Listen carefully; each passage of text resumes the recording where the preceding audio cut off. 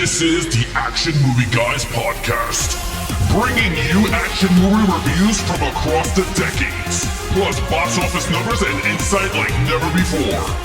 And now, your hosts of the Action Movie Guys podcast, Alex and Nate.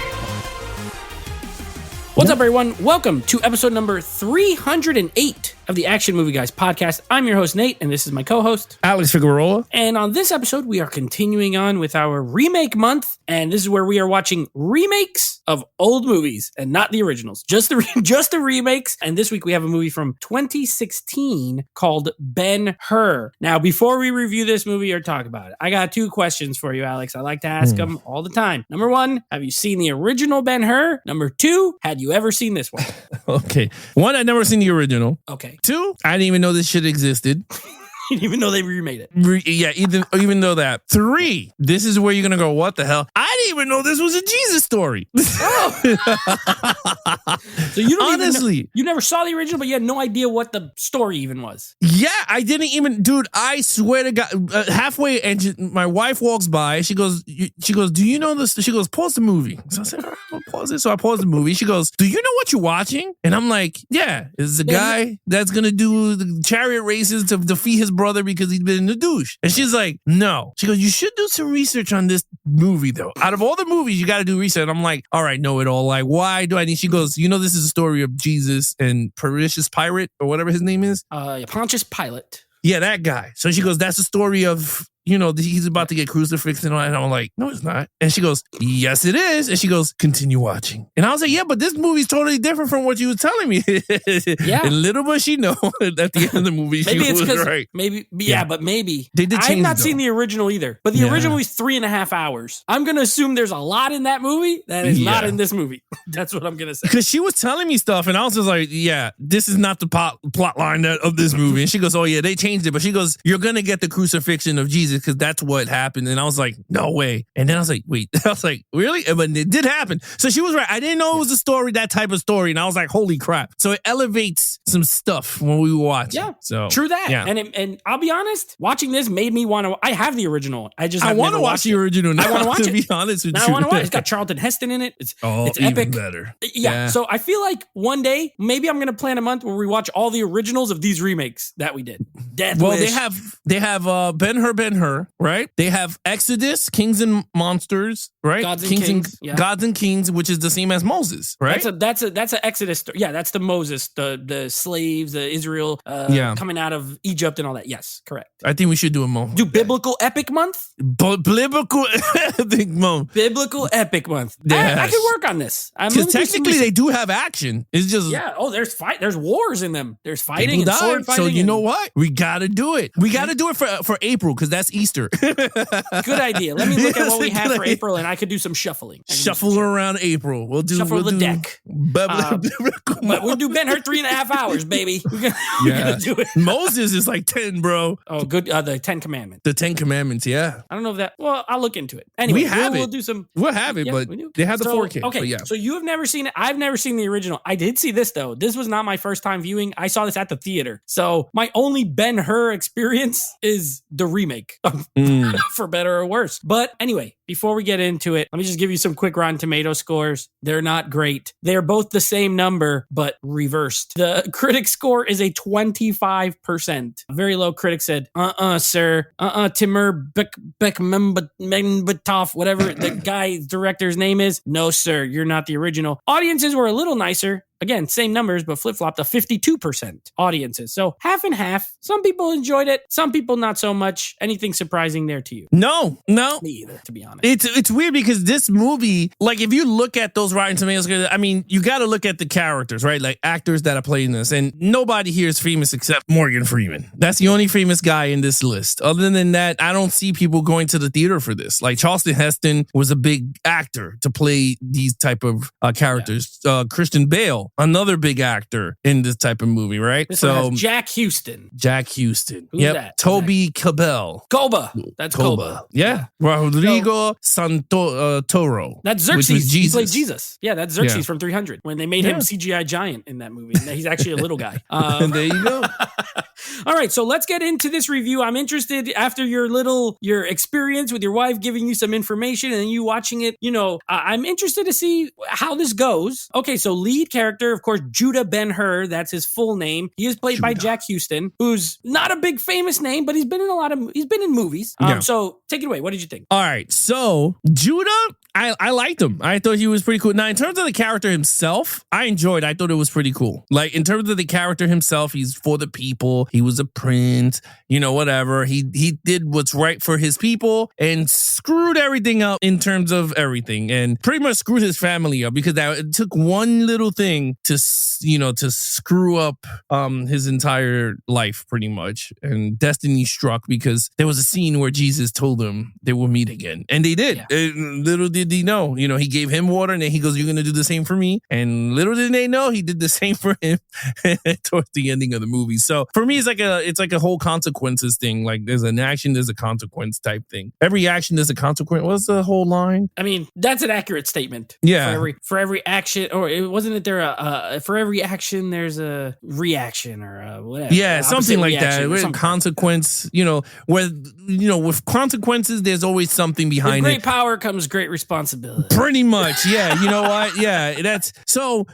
I like the character. He was a family man. He became a slave. Meets Morgan Freeman. He was like, let me get revenge, and he got his revenge. And it's a cool character. I'm gonna give him a 4. I think he's a great character. I don't think he's a perfect character, but again, I guess he's from the Bible. Now freaking knowing this, but I to me, in terms of a movie format, I think he's great. I don't think he's perfect, so I gave him a 4. So I don't think he's actually in the Bible, but I think they used biblical stuff as a backdrop for the story. I'm pretty sure that's the gist of Ben Hur. Okay, this movie has a couple of advantages, and that's the fact that it is a remake of a classic movie. You know what I mean? Like, Ben Hur is a well-known classic, Academy Award-winning epic film, and that because of that, it has all strong elements already. So I actually agree with you. I like the character. This movie has flaws, and we're gonna get to them later, but the character of Judah Ben Hur I really enjoyed. He has a relationship with who ends up becoming sort of the main villain of the movie. Obviously, they have a relationship, that kind of plays into what's gonna happen later. Plus, he loved his mom. He had his sister. He had a hot wife, Esther, her name is, gorgeous. And you're right, he did certain things. He had character though, because he told him, he's like, you can't bully me into just like giving people up to die because you wanted to go be a soldier guy and all that. The actions had consequences, probably not just, right? But still. And then he goes through the hero journey, right? He goes down to the bottom. He got to freaking become a rower in the bottom of a slave ship for 5 years. They get crashed into. He gets freed and he gets a redemption. There's nothing wrong with any of that. It's a good, solid character. I agree. I didn't give him a 5 though. I gave him a 4. I think there's a lot of meat that was left off the bone on this movie with him. I bet I would probably wager when we do the original, it might be a 5 if there's a little bit more, because there's stuff that felt rushed, especially in the first act. Kind of stuff happens really fast. So, but a 4 for me. I did like him as well. All right, now main villain. This is of course played by Toby Kebbell, who played he's Koba. What's his name? Like Masala. Masala. Yeah. He's Roman. He's his adopted brother. They're just friends. He's like an orphan. Okay, what did you think of him? So I was torn with it. I was gonna give him a 4. Then I was like, I'm gonna give him a 5. Then I'm gonna give him a 4. But I'm gonna go with a 4. I might give him a 5 though. I think I might go with the 5.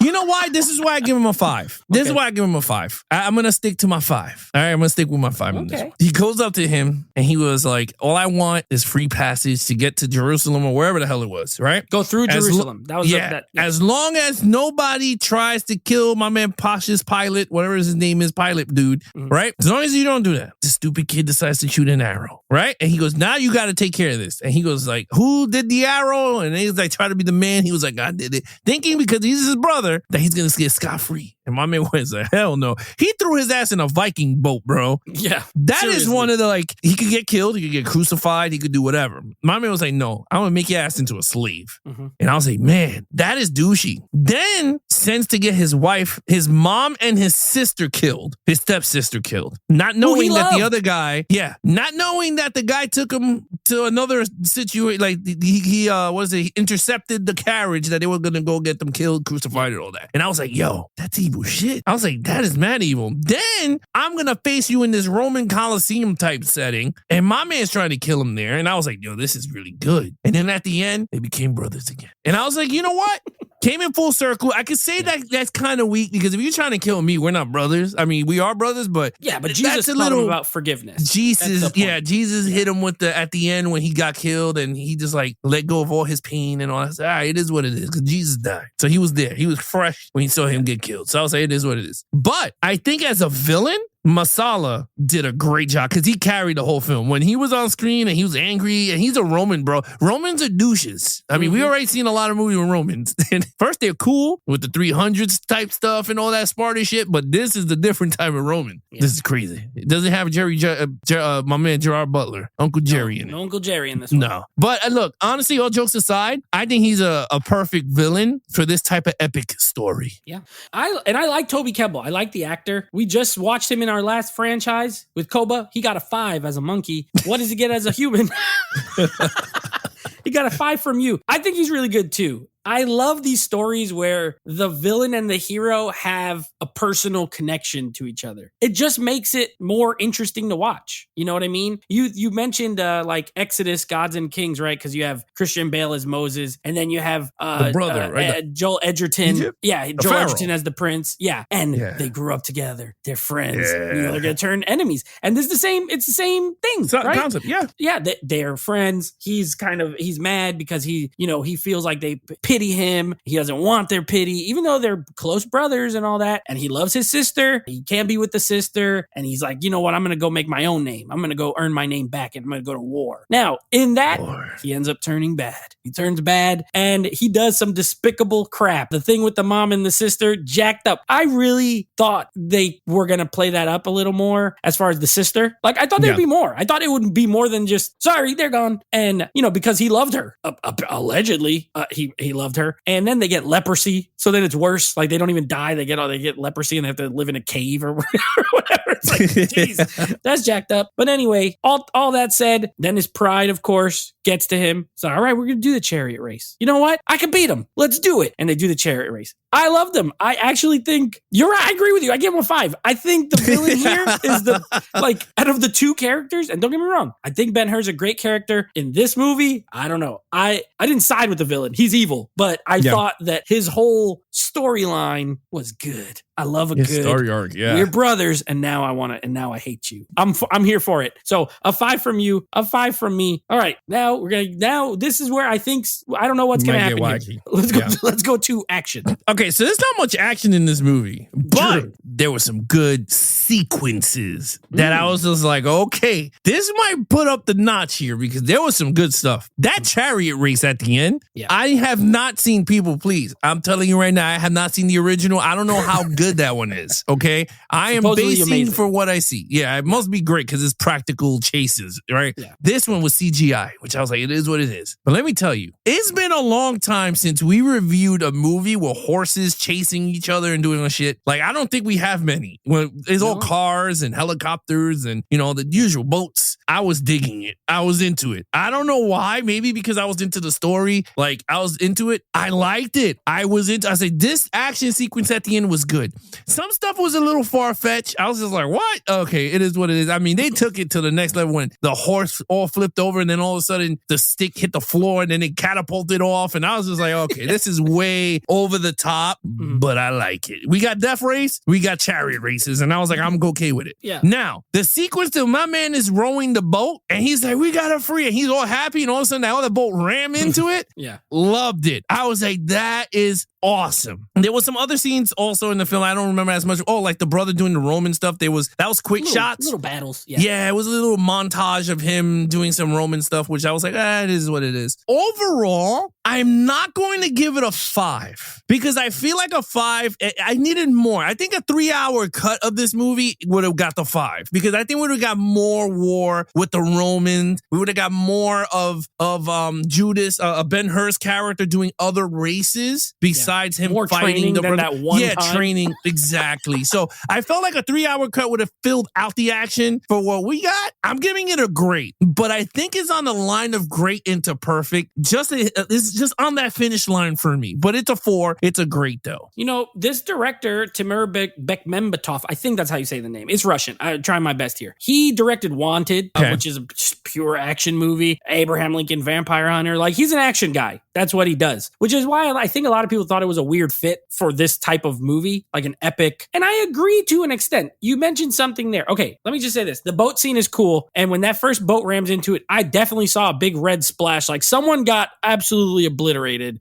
And it's not rated R, but there was like a big red blast. I was like, okay, I like that. But a little short, but it was cool. The chariot, this is all that builds up to the chariot scene, okay? Like, that is the main centerpiece. It's what's most known. If you look at any copy of Ben Hur you're going to buy on Blu-ray or whatever, it has horses on it. It has chariots. Like, that's what it's known for. And it's very thrilling. I was into it. When I was watching, I was like, this is good. I like it. But you're right. It is mostly practical, but then he makes weird choices, like having the CGI horse run into the crowd and it's like kicking people and it's running. Yeah, I'm like, that was what stupid. is this? Leave it out. It's stupid, you know? I do like, though, there was some really good shots. There was a shot that was where he's like when Ben Hur falling out and he's like laying back and the horses like are coming up on him and it's shot like from underneath. Yeah, that was a really good shot, really cool. And there's a few of those that are pretty cool. You know, there's a part where it's like first person, which was kind of weird.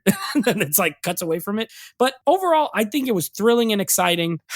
I was torn on this one, but not to a 4 and a 5. I was torn between a 3 and a 4. I was a little more hardcore on it. Ultimately, I gave it a 3. So guess what? If anyone gets mad, they'll now get mad at me instead of you. because I was a little harsher. I think that the chariot scene is great and fun, but flawed. And then besides that, you're right. There's not a lot of action. But I agree with your statement, and it's going to tie into the next part, where a longer version of this movie would probably be better. So that being said, you gave it a 4, almost a 5. I gave it a 3. Storyline. What do you got? All right. Storyline. I'm going to be honest with you. I did not know this was a biblical story. So that's one, going into it. Next time I'll do a research if all our movies is biblical. Only for the remake stuff, maybe. Yeah, maybe for the remakes. I gave this movie a 3. I think it's a good movie. I don't think it's that bad that everyone make it seem to be. I'm going to be really honest with you. I don't think it's that bad. Maybe because it has horrible actors portraying these characters.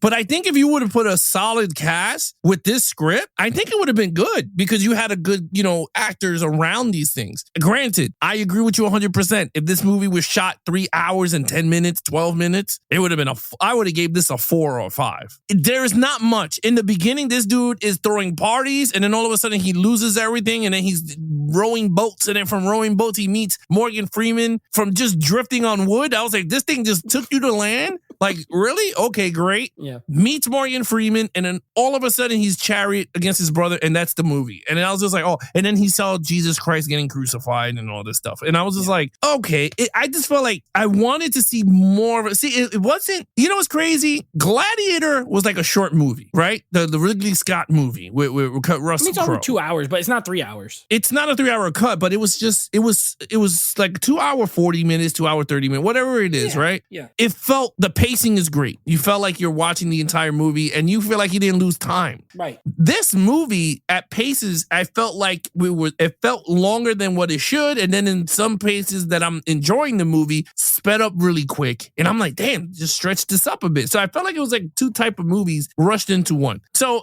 but this happens with directors that are action directors that try to do story movies for some reason. It's like they put all their eggs in one basket, meaning they put everything in the action movie and that's what they're good at. Yeah. And then they lack in storytelling. You see it all the time in Hollywood. Unless there's someone that's really good that could give you both. And you're like, damn, this is it. This is what I'm talking about. This dude is great with the action, not good with the pacing and giving you the story. That's just me, but I gave it a 3 and I think it's good. I think you hit the nail on the head. I agree with everything you said. And this is where I do think there's a reason that first movie is probably 3.5 hours. You know what I mean? Yeah. There's more story to tell here. And when you have a director, and it may not have been his fault. Maybe he wanted it longer and the studio was like, look, we can't make a 3-hour. We're not going to give you money for a 3-hour remake of a 3-hour movie. Yeah. We hired you because you do action and we want it more streamlined. This feels like the streamlined version of this story, the Cliff's Notes version of the story. You know what I mean? And you could tell, like you said, everything happens really quick, early. I wanted more.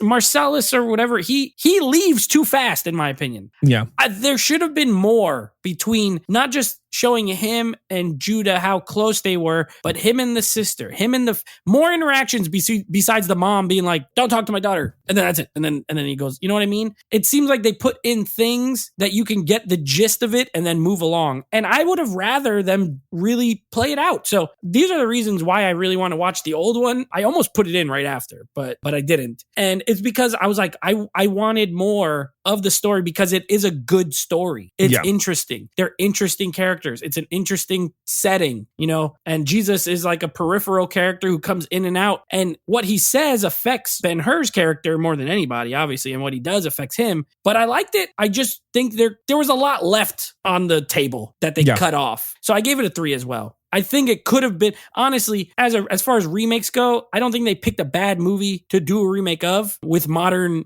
sensibilities as far as the battles, the chariot race, all that kind of stuff. But if you're going to do it, really do it. I don't like that they kind of butcher it. It seemed a little butchered story-wise, but not bad. It's still engaging.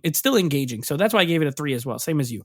Okay. So overall, it's funny that you said that, but because I felt that, I felt like they need, I just said it, but I think Ridley Scott should have did the Ben Hur because he knows that whole thing. I mean, he did Gladiator, so why not have So why not have freaking from the directors of Gladiator comes another classic? He Ben Hur. Exodus. So he's done these old, And from what I remember, Exodus was really good. I know a lot of people didn't like it much because Christian Bale is not that religion and not that race or whatever. But he's not Jewish. He's not Jewish. I like the movie, and I saw it 3D too. I remember liking it because all that stuff looked cool from my 3D glasses. But anyway, in terms of overall, I had fun with this. I thought this was going to be a piece of shit movie. This is not a piece of shit movie. I take it back. I purchased it for $8 digital, bro. They had it for $8, and I said, I'm buying it instead of renting it for $4. Add another $4, and I'm just gonna have it 4K. I was like, freak it. I'm happy that I got it. I won't buy this physically, but I do own it digitally, so I'm okay with it. I like it though. I said, you know what? I liked it. I enjoyed it. It was a fun movie. It wasn't boring. In no aspects, it was not boring. And all these actors that we do not know who the hell they are besides Morgan Freeman and Koba, they were decent at best. They was not horrible like Scorpion King that we saw or Rollerball. Like they actually was decent acting. It was just that I wish it was an actual cast around this movie because I think it would have been so much better. So I gave it a 3. I thought overall it was a good flick. We have the same score. I also have this digitally. So I guess when I saw it in 2016 at the theater, I liked it enough to get it. I've had this on my Vudu for like forever. You know what though? I think I got this back when Movie Stop was a place, and I used to buy all the Blu-rays and then keep all the digitals and then trade in the Blu-rays for new ones. I'm pretty sure that's what I did with this movie. So I don't have it physical. I agree with you. I think it is a good, I think it's better than the 25%. Then again, that just means most critics didn't like it. I mean, if you compare this, I'm assuming, because again, we haven't seen it, but I'm assuming if you compare this to the original, it might pale in comparison. That is to its detriment, probably with a lot of reviews. Like, why even make it? Now, if you are like us and you've never seen the original Ben Hur and you watch this, I don't think it's a bad film. I don't think it's poorly made. I don't think it's, terrible.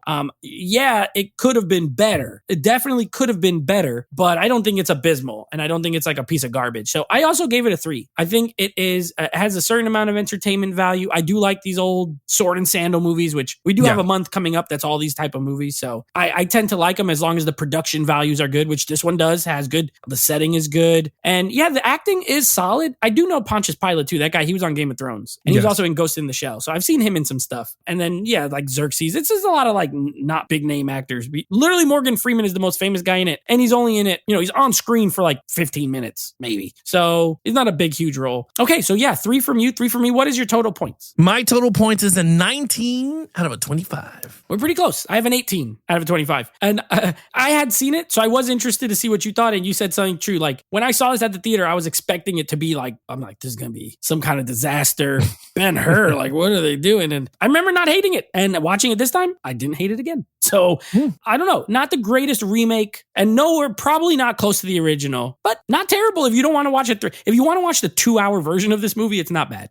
Yeah. You know what I mean? Yeah. And it's not like watchable crap either. It doesn't, to me, it doesn't go in that list. No, it's I not think bad. it's a fine movie. Yeah, watchable crap is like, this is bad and we like it. Yeah. This was like, actually, I found it legitimately decent. Entertaining. Yeah. By the way, Gladiator, 2.5 hours is the runtime. And the extended cut is an hour and 2 hours and 50. So those are the two.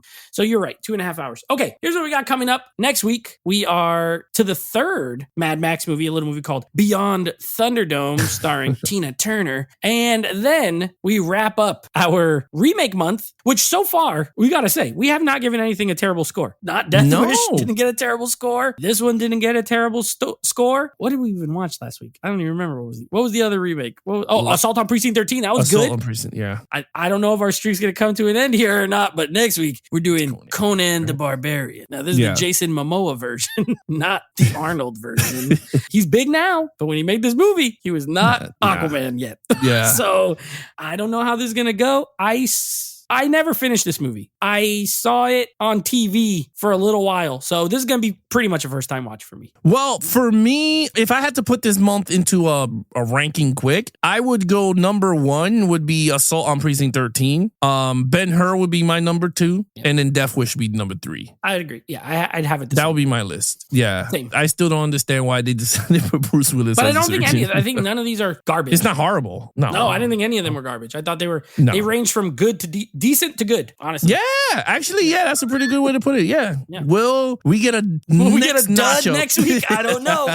We'll find out. Would it be a top notch or lower? Will it be decent to good, watchable crap, or regular crap? It's gonna be one of the three. Probably it's not gonna be amazing. I'm pretty sure it's not amazing. Most likely not. But anyway, I know I own it for some reason, so I was like, okay, I have it too. On 4K. Yeah. So let's see how I remember getting it on Blu-ray because I remember going, oh my God, Conan. And I like Conan a lot from the Arnold. Yeah. But yeah, can't wait. I haven't seen this in ages, so I don't remember the movie. So it's like a first time watch, I guess you want to call it. Yeah, it's pretty much a first time watch for me. Yeah. All right. So here we go, guys. You guys want to follow us in our social media accounts? Nate has a live show every other Monday at 9 p.m. Eastern on Instagram at Netflix Reviews. And then, of course, you can check out the podcast with the same people that he's doing the live stream on Instagram at Netflix Movie Reviews, right? Yes. On the podcast, right? Is it still up? It is, yeah. It's on Spotify. You could still listen to episodes on Spotify. Okay. They're not new ones, but you can listen to them. Well, there you